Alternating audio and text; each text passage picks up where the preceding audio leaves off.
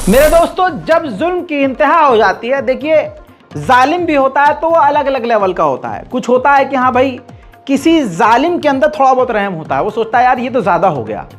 कोई इंसान कभी किसी को गुस्सा करता है तो देखते ना कि वो गुस्सा करने के बाद सोचता है कि हाँ यार मैंने आज ज़्यादा कर दिया, ये तो कुछ ज़्यादा ही हो गया, खुद रियलाइज हो जाता है। तो ऐसा रियलाइजेशन फ्रांस के इमैनुअल मैक्रोन को अब हो रहा है, क्योंकि पूरा फ्रांस सड़कों पर उतरा हुआ है। फ्रांस ने पाबंदी लगाई, लेकिन फ्रांस के सिर्फ मुसलमान नहीं, जो फ्रांसीसी लोग हैं ना, वो भी ये डिमांड कर रहे हैं कि गाजा के कत्लेआम को रोका जाए।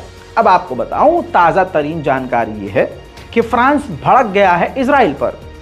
दोस्तों, खबर ये है कि इमैनुअल मैक्रोन ने खुद बात करी है ब्रिटेन के प्रधानमंत्री ऋषि सुनक से, और दोनों ने इजराइल की खूब बुराई करी है जमकर। कहा कि वायलेंस हद से ज़्यादा हो रहा है। खासकर जो फ्रांस भड़का है वो इसलिए भड़का है क्योंकि जो यहूदी हथियार लेकर फिलिस्तीनियों के गांव और घरों पर हमला कर रहे हैं, ये बर्दाश्त नहीं कर पाया फ्रांस ने कहा ये तो हद से ज़्यादा हो गया। इस वायलेंस को क्यों नहीं रोक रहा है इजराइल? ये तो गैर कानूनी है और अंतर्राष्ट्रीय लेवल का उल्लंघन है। इससे पहले कई बार दबे अल्फाजों में फ्रांस इजराइल को रोकने की कोशिश कर चुका है। ब्रिटेन ने भी कह दिया कि 2 स्टेट सॉल्यूशन की बात अब हमें करनी होगी। यानी फ्रांस और ब्रिटेन ने नाराजगी जताते हुए इजराइल के साथ साफ साफ कह दिया कि अब वो वक्त आ गया है कि 2 स्टेट सॉल्यूशन का हल निकालना पड़ेगा, सॉल्यूशन निकालना पड़ेगा। यानी फ्रांस की तरफ से अब इजराइल को यह झटका है, और होगा भी क्यों नहीं। वायलेंस इतना ज़्यादा है कि अब दुनिया उसको कोस रही है, उसको भी गलत मान रही है जो इजराइल के साथ है। अब आप ये भी समझ लीजिए कि इमैनुअल मैक्रोन, फ्रांस के और ब्रिटेन के प्रधानमंत्री ऋषि सुनक, दोनों ने जॉइंट स्टेटमेंट में कहा है कि गाजा के लोगों को मदद पहुंचानी होगी, उनको ह्यूमैनिटेरियन एड देनी ही होगी।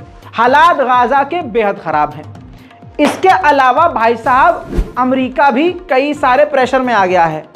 अमेरिका ने ये कहा है इजराइल से, दबे अल्फाजों में नहीं, खुल्ला खुल्ला, कि आपके लोग, रिपोर्ट देखिए, आपके लोग, यहूदी लोग जो फिलिस्तीनियों के लोगों के ऊपर, लोगों के घरों के ऊपर, लोगों के खेतों पर, गाड़ियों पर जो हमला कर रहे हैं, और जो ये हमले यहूदियों के बढ़ गए हैं, ये बर्दाश्त के काबिल नहीं है, ये हद से ज़्यादा हैं। ये वायलेंस बहुत ज़्यादा हो चुका है और इजराइल को इसको तुरंत रोकना होगा, क्योंकि इसकी वजह से फिलिस्तीन के इलाके से बाहर निकलने पर मजबूर हो रहे हैं।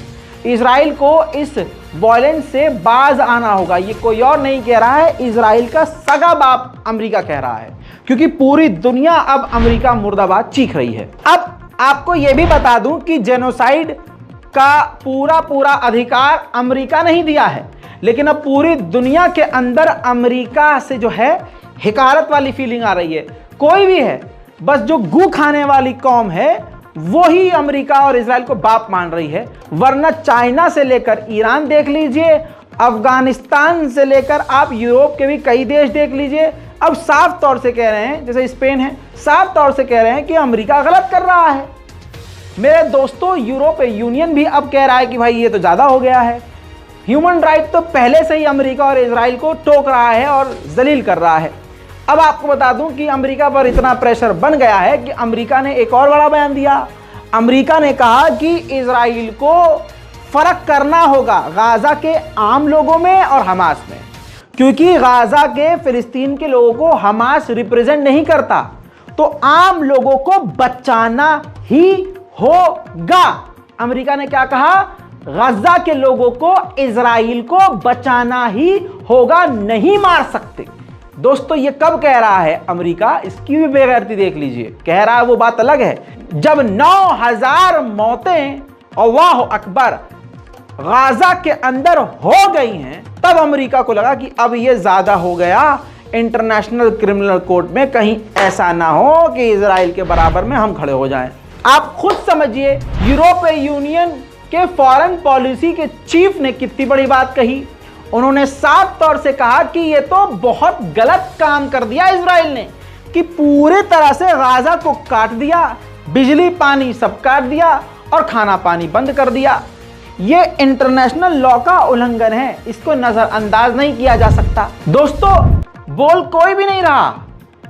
हमारे वो जो 3 सुपरस्टार खान बनते हैं भारत में, तीनों वो हमारी नजर में, मुसलमानों की नजर में बेगैरत हैं और कुछ नहीं है। अब हीरो कुछ नहीं, हीरो कुछ नहीं भैया।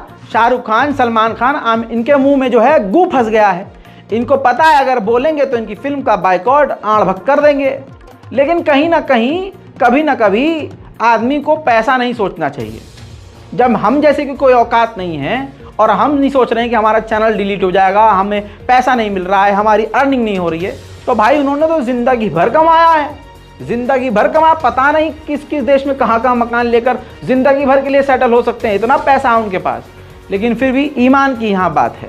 लेकिन एंजेलिना जोली ने, जो हॉलीवुड की एक सुपरस्टार हैं, वो लगातार बोल रही हैं और उन्होंने बड़ी बात कही। उन्होंने कहा कि हमास के आतंकी हमले जस्टिफाई नहीं करते इजराइल के खतरनाक हमलों को, कि अगर हाँ जी हमास ने हमला कर दिया तो आप इनोसेंट को मारेंगे, बेगुनाहों को मारेंगे। ये सरासर गलत है।